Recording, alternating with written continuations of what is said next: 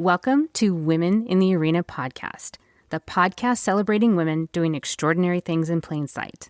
I'm your host, Audra Egan, and our mission is to elevate the value, strength, and resilience each woman brings to the world. Without further delay, let's go ahead and start the show.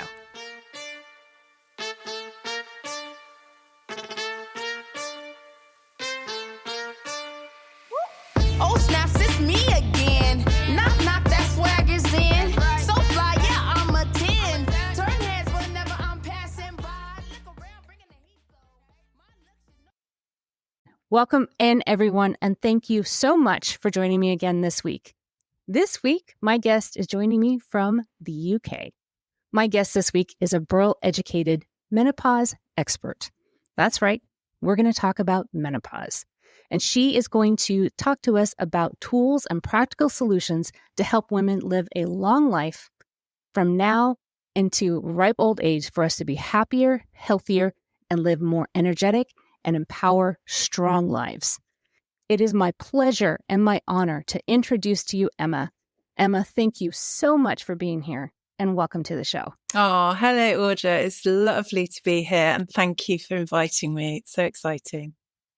Well, I'm so excited for you to be here because I actually started following you on social media because you were talking about menopause in such a way that was approachable. It wasn't scary. It didn't have anything that made me feel embarrassed or that I should be hiding these things that I was feeling. And I immediately reached out to you and said, Emma, I want to talk about these symptoms that I'm feeling and that other women are feeling, because I don't want to feel alone and I don't want other women to feel alone. So would you be on my show? And that's how we met. So that's why we're here. Yeah, absolutely. And I'm really flattered that you felt so happy and secure with me and to, be so vulnerable with me as to share your experience. And I really hope it helps loads of other women. So before we jump into that, Emma, first tell everybody, what do you do? What is the name of your organization and what do you do? So I work for myself as a I'm kind of like a women's health coach, but I focus on peri to post menopause. That time, with all the symptoms. And I work with a very holistic point of view. I have nothing against HRT whatsoever, but I specialise in helping women with all the other things that go alongside HRT, or if you can't take HRT, help you, navigate your way through it. So everything from movement, nutrition, mental health to a certain degree, all the tools that can help us with sleep and lifestyle. I coach women one-to-one and I work within companies doing training for women as well. So I just want to empower as many women as possible. And I think we all deserve to know as much as possible about what's going on in our bodies and brains at this time. Because it's really confusing. It changes, at least for me. It has changed from day to day, from month to month. And I'm really glad that you mentioned that you work with companies, because the thing about menopause, with just like any other hormone, I can't turn it off when I go to work. I would love to be able to turn it off when I go to work, but it still follows me there. So I think that it's really interesting that you get to work with companies, which is something that the UK is definitely ahead of us with the corporations that are in the US. Tell us a little bit, before we start jumping into the nitty-gritty of what we experience and the symptoms and whatnot. Tell us what you do with corporations there in the UK and the work that you do to help corporations understand what their female employees are experiencing and what they can do to help them. Yeah, so I'm really committed to helping women themselves understand what is going on. So I have a series of 4-hour-long online, I can't think of the word, brain fog, presentations that I can I can offer to, as many people as companies want to fit on a Zoom or a Teams meeting, with a Q&A after everyone. And, people send me questions and all the rest of it. And I also offer an hour-long piece of work, which is basically everything that revolves around, the workplace. So the men that are working there can also take part in that and learn a little bit more about what's going on for women at this time, hopefully become a bit more empathetic and knowledgeable. So, they aren't freaked out by any symptoms or feel the need to ridicule or, horrible things happen in the workspace, and women feel very disempowered and vulnerable, and education can really help with all that as well. So, it's hugely important. It shouldn't be a mystery. And it happens to 51% of the population of the world, human population, some animals. It's not a mystery. It's just something that happens, and everyone should grow up understanding it. Yeah, it's not like we signed up for this. No. It's not like, yes, please make us feel like we're losing our minds. I didn't ask for this. This just is happening to me. And when you and I had met, you had mentioned something that I'd never heard of, and it blew my mind, that there are some corporations out there that have policies on menopause. What is that? What is a menopause policy? Well, it's basically whatever that company wants to make it into. But there is, there's pressure in the UK anyway for companies to take this on board and have some sort of, it depends on the size of the company. It depends on a lot of things. Some companies take it wholeheartedly and have a place for women to go to, somebody to talk to, somebody that's been trained who can help them in management or HR, or other companies just tick a little box and, I don't know what they do, but the more you do, the better, obviously, because women leave their jobs. Women can't cope, and they feel so useless that they leave in their droves, or they feel like they want to leave. They take sick days.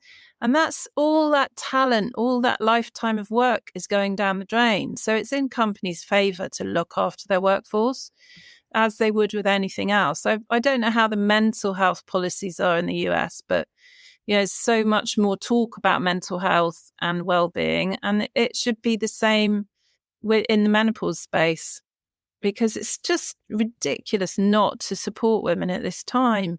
And you need a little bit of extra support. You need a little bit of a break. You need, the odd day to work from home and some flexible time. And there's no loss for a company in that. It's just that the workplace has been made and designed around men who have a wife at home making the dinner.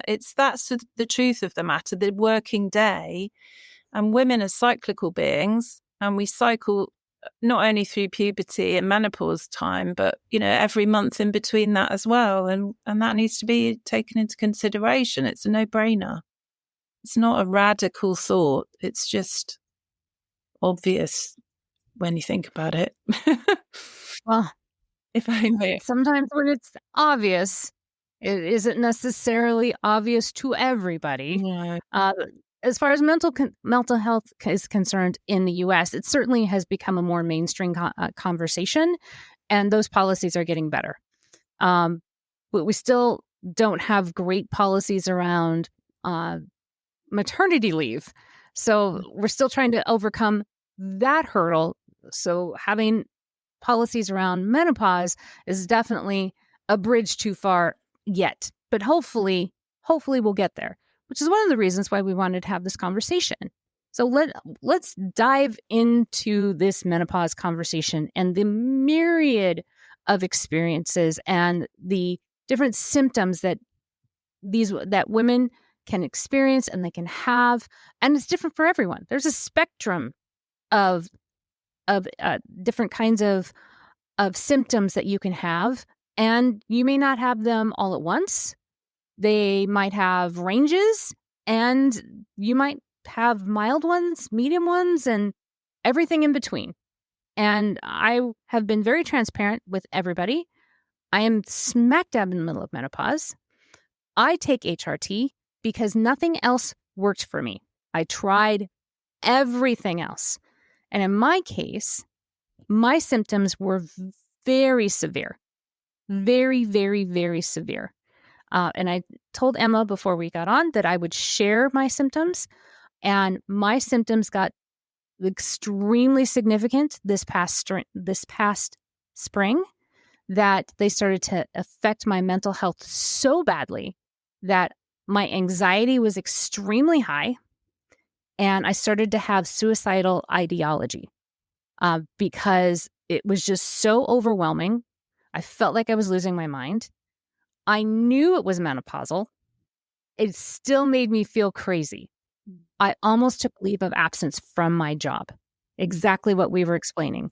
I almost had my husband take a leave of absence from his job because I didn't trust myself being at home. Luckily, HRT worked. Luckily. And my hormones are balanced out and I feel great. But it was a rough road. And nobody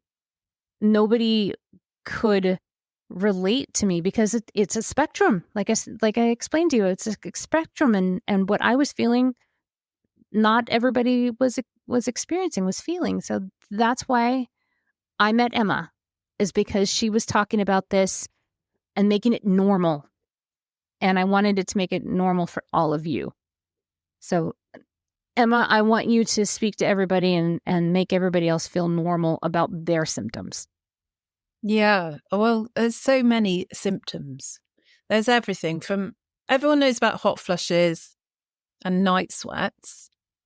Often the doctors only agree with women about being in perimenopause if they have hot flushes. But many women never have hot flushes, but they may have a really bad anxiety.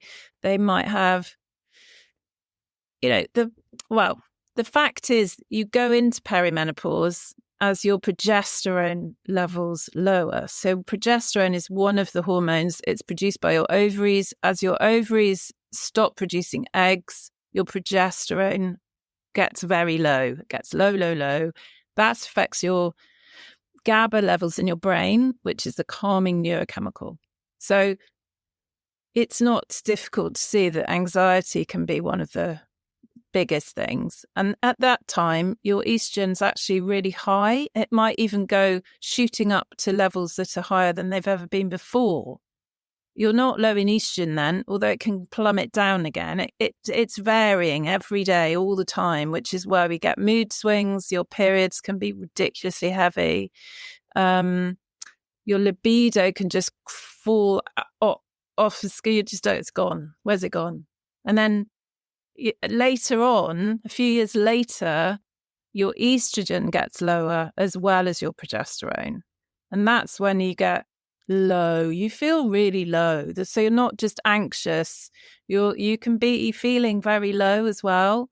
And if you're in a stressful job and you've got to show up every day, feeling like that, that's hardcore. That's impossible. You can't carry on like that. And I think it's the perfect storm. If you're taking a lot on your shoulders, you need less on your shoulders, basically. So the symptoms are really far ranging. With low estrogen, there's loads of funny things like itchy skin, itchy ears. You might really ache. A lot of the symptoms can be signs of underlying problems that you've always had. And it's a really good opportunity to fix those problems. This is where someone like me comes in, because the HRT will help immeasurably for loads of women, and that's fantastic. But if you're not getting the amount of estrogen you are automatically making in your 30s and 20s and 30s, so you're not going to feel like you did then. In all likelihood, you'll feel a lot better, and you'll be able to get through this time. But any symptoms should really be seen as an opportunity. And there's just so many of them. There's something like 34, 37 symptoms, I think, recorded. But some of them might be things that are already going on, which are exacerbated by lower estrogen, because you have estrogen receptors all over your body, basically. And the things to look out for are your brain health, bone health, muscle. There's a lot you can do. And you need to change things up. You need to really double down on your nutrition, hydration, the way you move, your exercise, your stretching, your sleep hygiene, your lifestyle choices. Just all of that stuff does make a huge difference.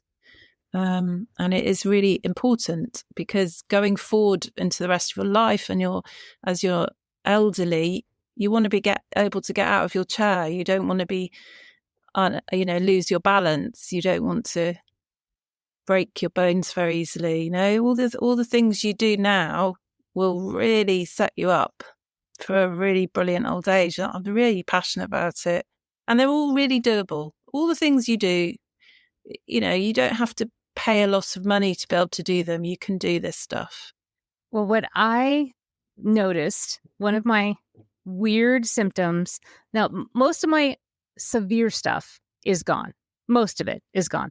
Thank goodness. Like, I can think. I still have a little bit of brain fog, but I don't know if that's me, because I have a stressful job, and that's just, I have a lot of stuff going on in my head. But one of the new weird things is, every once in a while I have this weird crawly skin feeling. Every once in a while I'm like, it feels like a bug. And it's not a bug. It's my skin. Yeah. Which is really interesting. I'm like, what is that? But I looked it up. Sure enough, it's menopause. I'm like, that's interesting. But I started to do exactly what you have said, is I'm very careful with my nutrition. I'm cutting out as much sugar as I possibly can.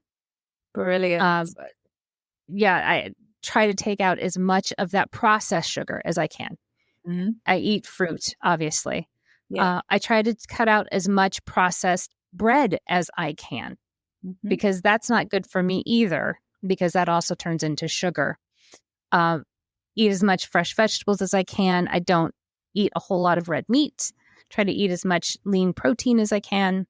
I already drink a bunch of water. I live in Arizona. You can't survive without it. I've cut out as much caffeine as I possibly can, and I weight train as much as possible. Yeah. Brilliant. So this is all stuff that I do. The one thing that I have not been able to lick is sleeping. I don't know why, but sleeping is not my friend. Oh, okay. So maybe you're missing a little bit of the sleep hygiene recipe for perfect sleep. So I'd say morning light. So when you wake up and you make your first drink of the day, do you ever go outside with it and sit outside? I don't. I usually get out of bed.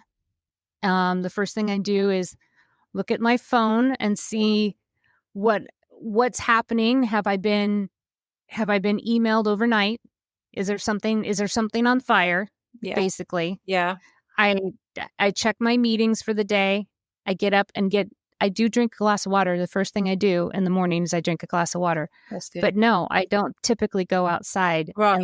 I usually open the door to let the dogs out, but no, I don't go outside. Okay, so from now on, I want you to put off looking at your phone, because you're not being paid yet, right? You're not, are you? No, not yet. Technically, no. And nobody is going to be on fire. And if they were, you wouldn't be able to fix it via your phone. So you're going to use your phone, and you're going to go outside with your dogs, and you're going to watch them gambling about, and they're going to make you laugh. And you're going to get 5 to 10 minutes of that beautiful Arizona light in your eyes. And you're not going to feel cold like you would where I am. And you're going to do that every single morning. And then at night, when you let the dogs out for their last wee, so in Great Britain, you're going to go out with them again, and you're going to get that lovely evening light in your eyes, and that will set your melatonin. And you're not going to look at your phone or a screen for the last 2 hours before you go to bed.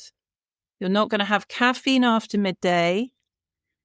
You're going to make sure you're hydrated. You say you're already really good at that. And just see how those 3 things do for you. Okay? So you don't start that craziness until you've done your morning light. Also have some protein before 10 a.m. because that helps keep your cortisol levels happy. Because we go into a little bit of a panic.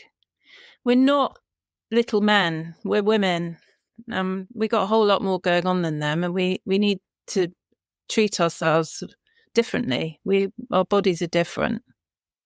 But yeah, sleep is gold. Sleep is so valuable. Sleep is much more important than any meeting you're ever going to, That is for sure. Don't organise any meetings until after that time. Give yourself a half an hour to check your phone before you start your meetings, but make sure you give yourself that first hour of the morning.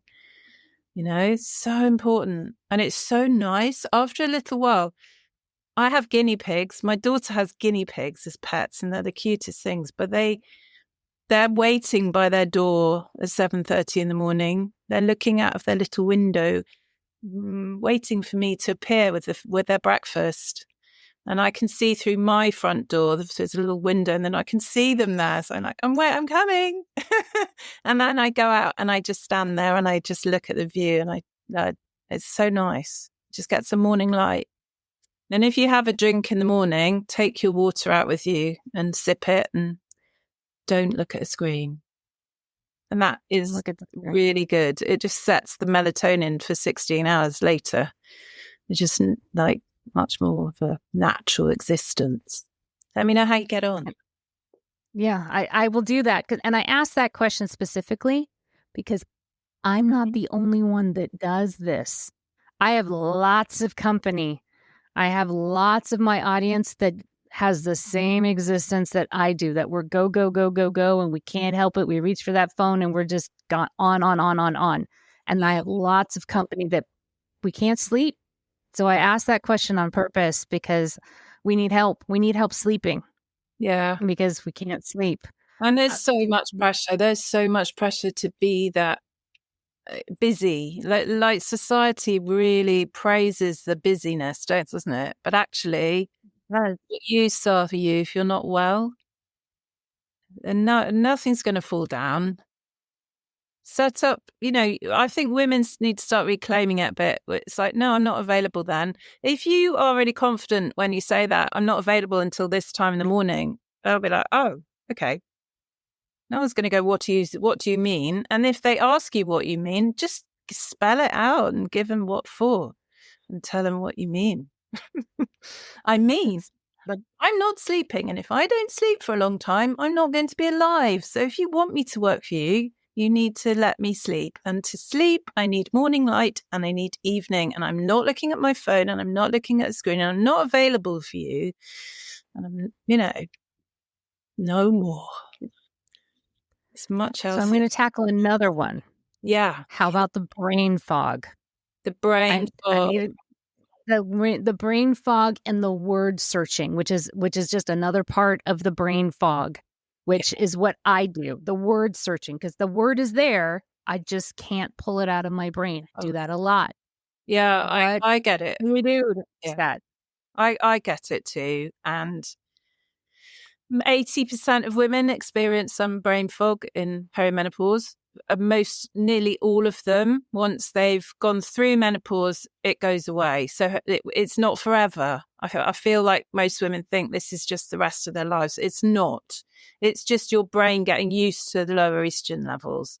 Sleep is really, really useful to get rid of brain fog. A good night's sleep rests your brain, your lymphatic system works, which is sort of your brain cleaning system. You have to have enough sleep for that to function. And stress is not good for it either, I'm afraid. Meditation is so good for your brain health and will lower your cortisol levels and let your brain work it with ease, because it feels like you're just like, I can't get my words out, and it's horrific. The more you worry about it, the stress probably makes it worse as well, as with hot flashes. But yeah, make sure you're hydrated, make sure you're not hungry. Your brain needs food and good fats, omega-3s, avocado, the extra virgin olive oil. Feed yourself super nutrient rich food, and just really nourish your brain, because your brain is where we're happy. If you want to feel happy, you have to have a happy brain. You have to have a well-fed, well looked after, hydrated, rested brain.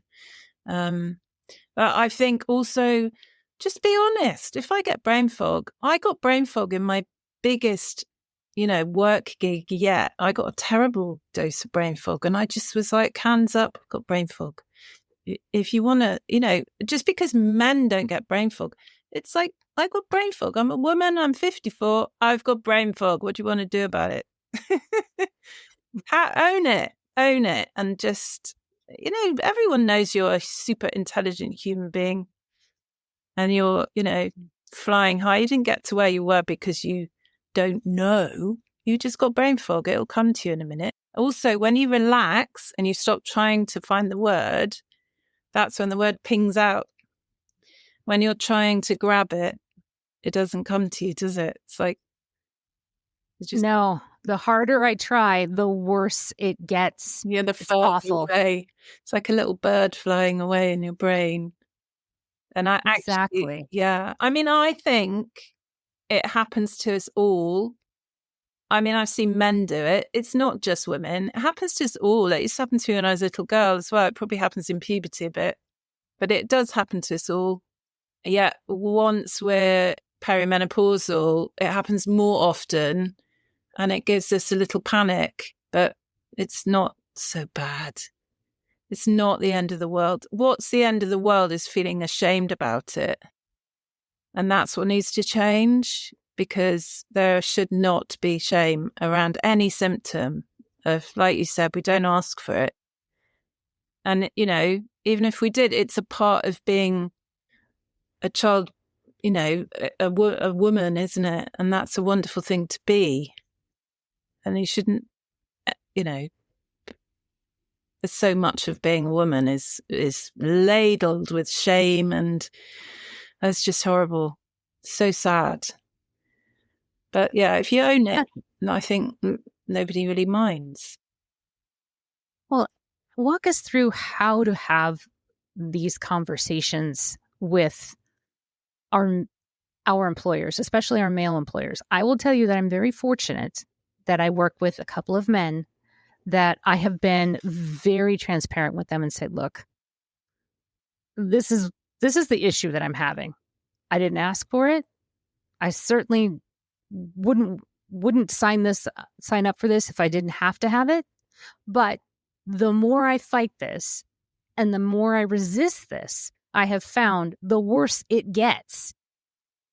Literally, the more I try to pretend that I'm not going through this, the more it exasperates my symptoms, because it is raising my cortisol levels, because I'm raising my stress, and it just makes this worse. It's just awful. So I've been able to be really transparent with them and talk to them about it. And they're like, nah, whatever. They don't care. I'm very fortunate, and I've been able to have that conversation with them. I don't know that everybody is comfortable having that. So I would really love if you could help the listeners get comfortable with having those types of conversations.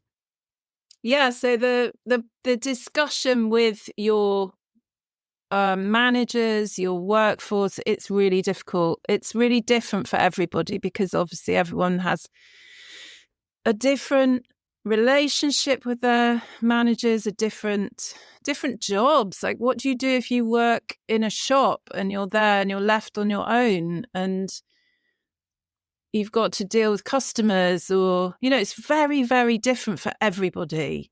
But I'd say it would be a really good idea, if you find it really hard to talk about because of all the shame, which isn't your fault, just to start maybe talking to a partner in a really honest way and being really vulnerable. I think we feel like men can't cope with kind of the facts of it all, and they don't want to know, and they won't fancy us, so they won't like us anymore. But actually, they're pretty simple creatures most of the time. And if you're just honest with them and vulnerable, they probably appreciate that, because they don't really understand what's going on. They've never been taught about it, have they? And that's the same as you were with your boss. You were so vulnerable and honest. They're just appreciative of that. Then they know where they are, what's going on. So I think copy you. Just come out and say it if you can. Be brave. Use a bit of the rage. I feel like the menopause rage, the lower estrogen that can make us feel really empowered, because we lose the fluffiness that we've had all our life of people pleasing and trying to be, the loveliest person in the world all the time. You're like, you know what? I can't be bothered anymore. So just tell them like it is if you can. And if you can't quite do that, then practice telling your friends, ask them what they're going through. Once you open the conversation up, everyone has something to say and everyone's bursting to talk about it. I know it must be really difficult for a lot of women. We were brought up not to talk about our periods in front of our fathers, not to mention it. I was told never to mention it to your father, kind of thing. I thought, what? Thankfully, I feel like that's changing. I really hope that's changing. But yeah, it's like as soon as it starts happening, we're told to be quiet and fit in and not cause a problem. But you can't hide it, can you? You just can't hide it anymore. And it's very empowering to talk about it. It's empowering every time you make yourself vulnerable. That's really empowering for you. Like, you can. And people aren't going to just push you away. And if anyone does talk down to you, then you go up to your boss a level higher and you write them a letter, or you explain it, you send them an email, say, this has just happened to me. And hopefully you have good HR, or you have somebody you can talk to. And I just worry about all the women that don't have any support and have to struggle through to pay the rent or whatever, and don't, obviously it's much harder in the States, isn't it, to pay for things for some women. Oh, it's not good enough. It's a revolution. Yeah. Trust me, we are trying. We are trying. We are trying to normalize this, which is why this conversation needed to happen, because I wanted to have this out in the open, because this shouldn't be something that we whisper about or not talk about or feel ashamed about or hide or anything like that. Because like I said, this is not something that we choose. This is something that is natural. It is something that is normal for every single woman on the planet. Yeah. It just happens. It's part of being a woman. You will go through menopause. Yeah. It just is. And like I mentioned, that for me, the more I try to fight it, the more stress my body gets, the more the symptoms start to escalate. And I don't want to do that. So I just try to go and roll with it. Mm-hmm. And much to my surprise, the men that I work with were like, thank you for telling me. Not a big deal. Whatever. And for them, they were just like, okay, it's not whatever. And I think most men are like, cool, whatever. I don't care. Yeah. Well, hopefully they're like, tell me what you need. And some of them have been like that. Good. Some of them have been like that. They've been like, do you need some extra support? What is it? Do you need me to jump in? I'm like, no, don't jump in. Just give me a second and I'll come up with the answer. I just need a second to get the words out of my mouth, because I get stressed when I can't find it, when I can't find the word, when I can't get it out of my head and out my mouth. And the more I get stressed, the more you look at me, the worse it gets. So give me a minute. Let me take a breath, and I'll get the word out of my mouth. Yeah. Just Well, that's brilliant. give me space. Yeah, that's brilliant. And what I think it's really, really important that men understand that this is going to be different for every single woman. Every single woman has a different experience, a different mixture of symptoms, a different, pattern in it. It changes throughout your perimenopause so much. It's not like you just have perimenopause, but also there's some really good stuff that comes out of the end of it. It's not all bad. Oh, no.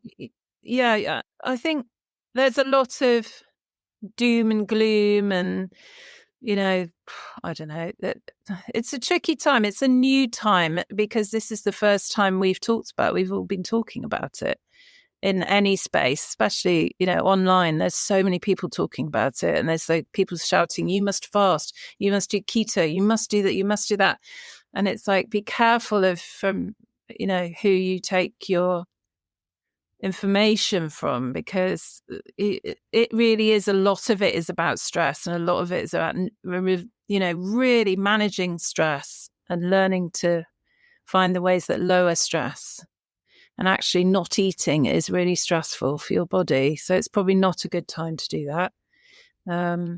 But yeah, there's so much. It's a lot for everybody, and I just want it to be, oh gosh, just want somebody in every company to get someone in every year like me to talk to them, to say, this is what these are the hormones involved, these are the symptoms that might happen, this is what the nutrition will help, this is the stress management that will help, this is what will help you going forward into old age to keep well. And then, you've got all those women know how to keep themselves healthy and stay at work, and they feel empowered by that knowledge, and they can talk to each other. They could have a Q&A with me every month, or someone like me, bring in the knowledge. It's difficult because I think most companies pay men in suits to come in and talk about various things. I mean, I've never worked for a big company, but I'm guessing there's quite frequent, quite dull conversations, not even a conversation, just a dull monologue from a man in a suit, maybe, about something that you didn't think you needed to know. Probably didn't. I don't know. And they probably pay them lots of money. But when it comes to women's health, they're like, really? I was like, well, you do have women working for you who might not know this stuff. Yes. We have a little bit more to go with that. So what we're left with is women having to advocate for themselves. So until we get corporations to recognize that women are different than men, we have to really be there for ourselves and for each other. And you have created some tools to help us do that. I know that you have a menopause checklist. What does that checklist help us do and help us get prepared to be healthy for today through peri and postmenopause and beyond, so we don't have brittle bones and that we can still be active through our 80s and Lord willing, through our 90s? What does this checklist help us do? So my business is called Your Menopause Toolkit. So it's basically everything.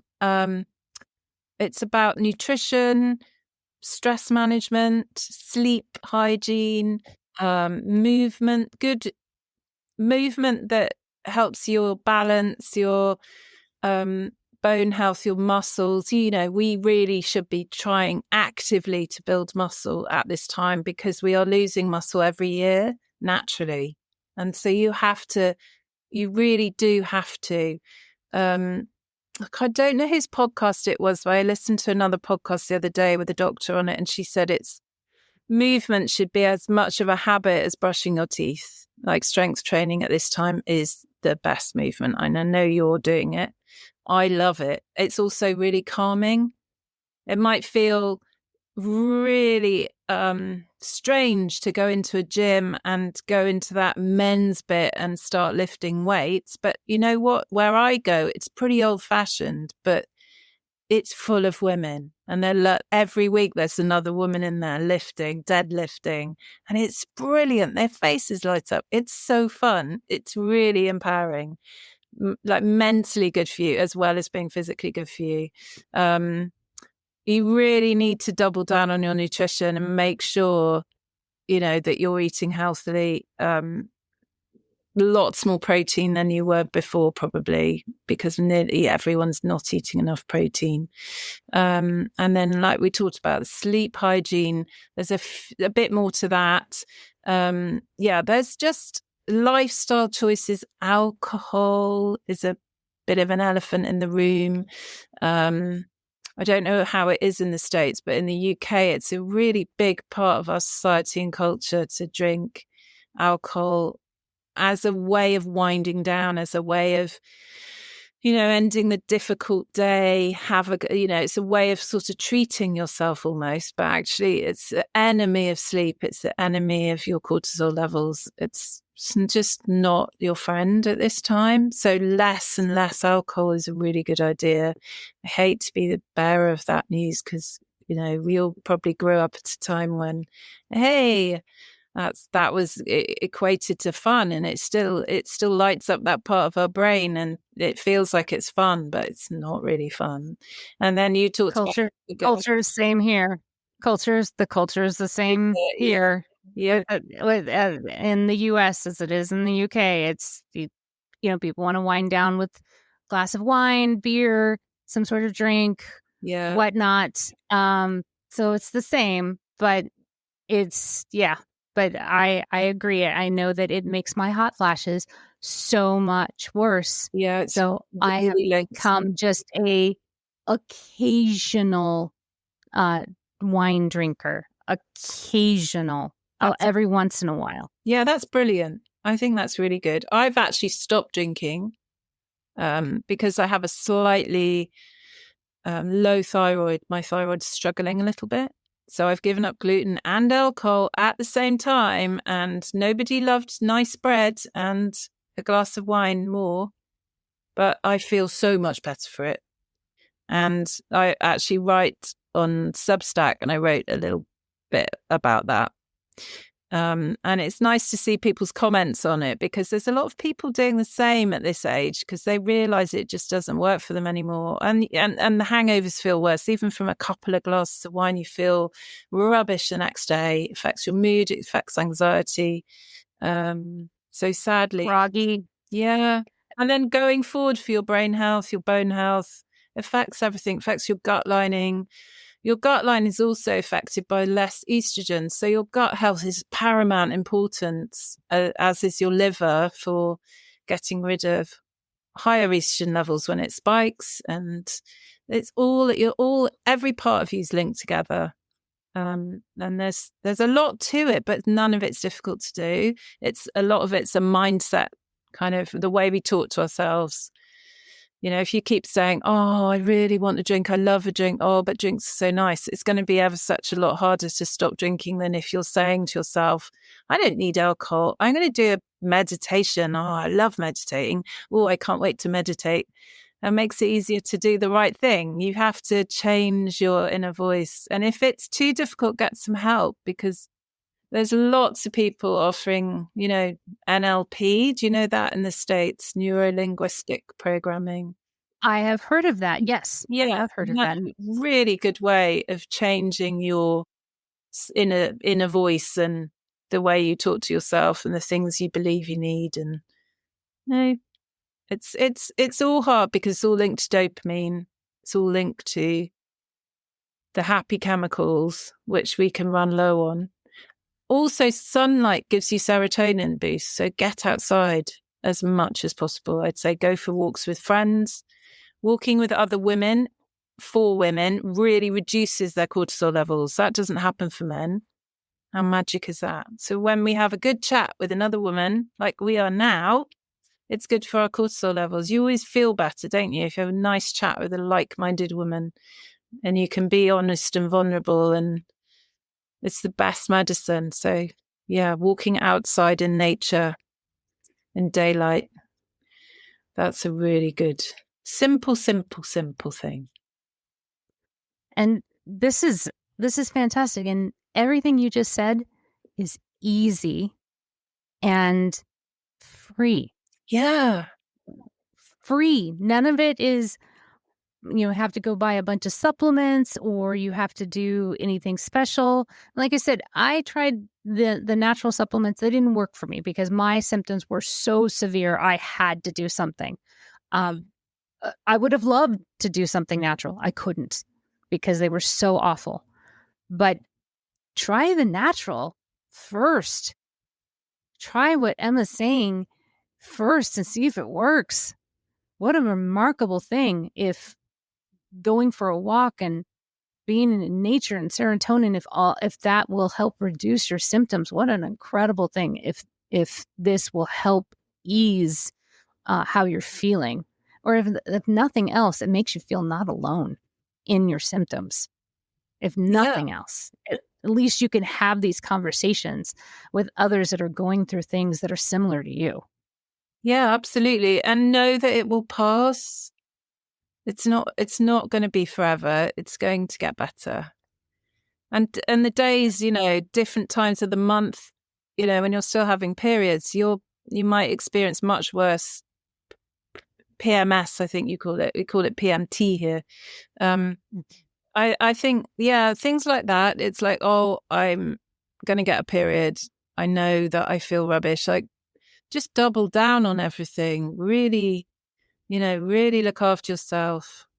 And you will want sugar and you will want all the stuff. You can make some really nice sugar-free, cakey stuff, that will give you that comfort food feeling with sweet potatoes and some cocoa powder and some dates or maple syrup. Maple syrup's probably cheaper where you are. There are options. I know I've personally been not able to afford maple syrup. So I'm aware of my privilege now that I can. And I know some people in the States live so far away from a shop that would sell anything healthy. They don't really have a choice but to buy awful food. And that's just heartbreaking, isn't it? Yeah, it is. And trust me, the maple syrup, the real maple syrup isn't that much cheaper here. So it's not. It's little bottles are just as expensive as they probably are in the UK. So no, they're not cheap here either. Oh, and I guess it's got a long way to come from Vermont. Yeah. The good stuff is worth it. It is definitely worth it than the fake stuff. I assure you. Yeah. Watch out. Another good tip actually is read the ingredients. Read the ingredients list on anything you buy. And if you can't pronounce it or you don't know what it is, it's not food and don't eat it. That's very simple. Try and make your own food. Eat more simple food. Eat vegetables, fiber for your gut.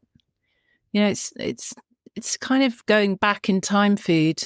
It's just real food rather than processed.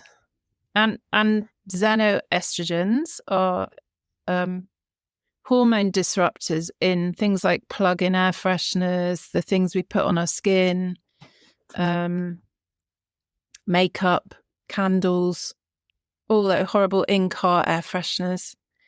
Avoid all that stuff because they mess with your hormones and make everything worse. There's an app actually called Yucca. I don't know I guess apps are everywhere, aren't they? Would it be? Apps are everywhere. Yeah. And that tells you what the toxic load of different things is. So you scan. Oh. Yeah, I think you scan the thing. I've not used it yet, but you scan it. And I'm actually going to use it with my daughter because she's a teenager and she wants to use all the rubbish. So I thought maybe that will scare her into not using it. It tells you how clean things are and how dirty they are and how bad for you they are. Because we'll have to check that out. Yeah. We really interesting. we're being kind of told things are good for us, and they're not. It's dodgy. So take responsibility for your health and your well-being, and don't let anyone tell you otherwise at work or anywhere else, really, without getting sacked. Yeah, exactly. You had said something that I think is very true, that menopause, even though there's a lot of things that happen that are out of our control, the one good thing that is totally in my control that has come out of being in menopause is that I've taken better care of myself being in menopause because I've had no other choice. Yeah. For the first time since I have become a mother, I have become a priority because I've had no other choice. This whole menopause thing happened to also coincide being an empty nester. I mean, my kids are launched. And so it all happened at the same time. Mm-hmm. So now I have time to take care of myself and necessity. There's no choice. So that's the good thing, is that the opportunity and the necessity have now aligned, that I've taken better care of myself than I ever have. I have to pay attention to what I'm eating, because the other interesting thing of menopause is that my stomach is so much more sensitive to everything that I eat now. Mm-hmm. Things that I used to be able to eat, I can no longer eat. I cannot eat processed, like normal off-the-shelf peanut butter anymore. It rips apart my stomach. I can eat raw, natural peanut butter. We have a store here called Trader Joe's. I don't know if you have it in the UK, but they have natural nut butter. Mm-hmm. So I can eat that. But, the regular national brands of peanut butter that I know you guys have them in the UK, they're all over the world. Can't eat it. No. It makes me ill, makes me very ill. So now I have to pay attention to things that are overly processed. I cannot eat it. It makes me so ill because of menopause. I cannot comfortably eat processed food anymore. No. Well, So, that's a blessing in disguise, It sure is. It sure is. Disguise, but it is a blessing in disguise. I think, it is linked to your gut. It's linked to your gut.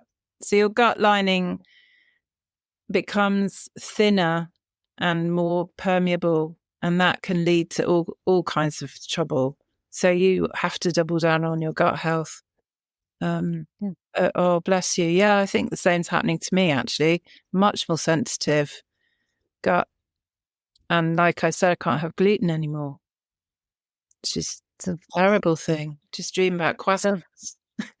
I know. So if anybody else is starting to notice a sensitivity to certain foods that you used to be able to eat with no problem, especially us Americans, that we were raised on peanut butter, and it's pretty much in everything that we eat. If you can't digest the things that you used to be able to digest, maybe it's because you're in menopause. Yeah. Who knows? It's low estrogen. And I mean, be as organic as possible. Lower the toxic load as much as you can afford to. Buy the best you can afford. Yes, really that's exactly what I've been doing, and it has made a difference. It has definitely made a difference. This is not easy, but we're all in this together as long as we keep having these conversations and we keep making this accessible, making this normal, and that we don't make this a big deal. Meaning what we're going through is a big deal, but not making it a big deal to talk to each other about it and to talk about others about it, and letting everybody know that this is a normal thing and we'll get through this. And we'll do this together. So that is why I so appreciate the work that you do. Oh, thank you, Audra. It's been really good to be able to talk to you again and open up about all these things. Absolutely. And before, I'm so appreciative because you made me feel normal during a time that I was not feeling normal. I was feeling completely out of control. And because of the work that you do and the post that you were putting out there, I felt like I was in good company. And it got me through a period of time where it was really rough. And I knew I just had to hang on until I could balance out my hormones and that I could feel like a whole person again. And it was because you made me feel seen. Even though you didn't know me, I hadn't reached out to you yet, you made me feel like you knew what I was going through. So I appreciate that. Oh, thank you so much. I appreciate you. Thank you. So before I let you go, I want to make sure that everybody knows where they can contact you, where they can reach out to you if they have questions, if they want to know more about your program, where can they reach out to you? So my website is Your Menopause Toolkit. My name is Emma Seville, as in Seville, the city in Spain. And I'm on Instagram, Your Menopause Toolkit, and I'm on LinkedIn. And yeah, there's links to all that on my Instagram. And I have a Substack page where I write a weekly piece about some kind of aspect of menopause, with hopefully some help in it. And that's free. You can subscribe and get it in your email folder every Sunday morning UK time. So I'm not sure when that is for you. I don't know which day you're in, Audra.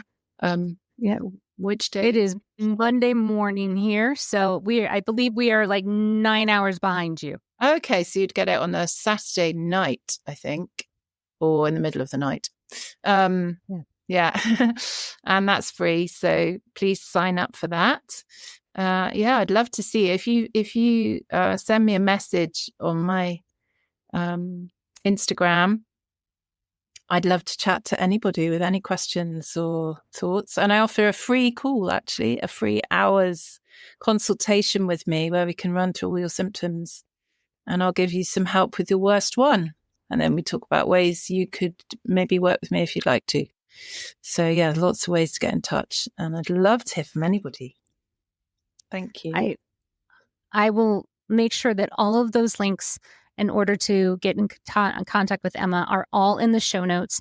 I highly recommend that you reach out to Emma if you're experiencing any symptoms or just want to talk to her because you're having questions or concerns or anything. She's highly accessible, obviously, because she answered me and I was a complete stranger and she didn't think I was a weirdo. So I highly encourage you to do that.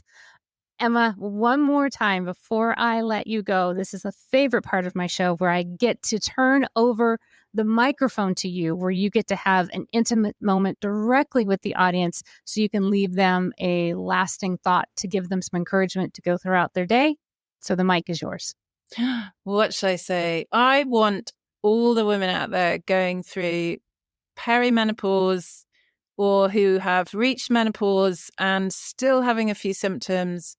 I want you to know as much as possible about what is going on in your brain and body, to feel as empowered as possible, to never feel any sense of shame about all this. It's perfectly normal. It's perfectly natural.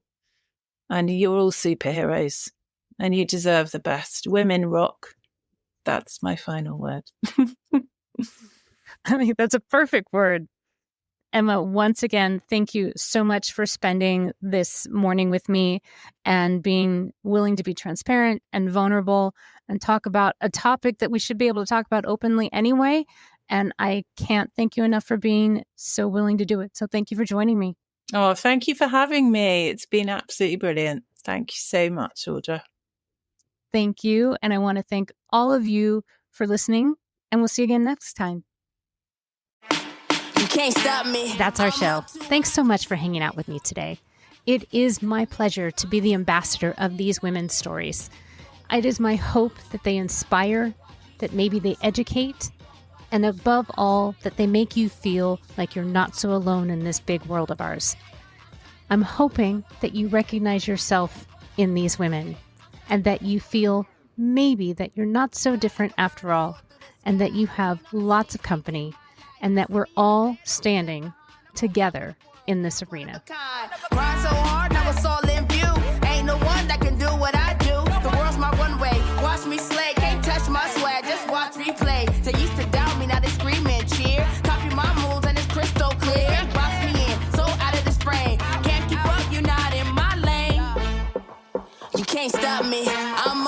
hard, can't top me.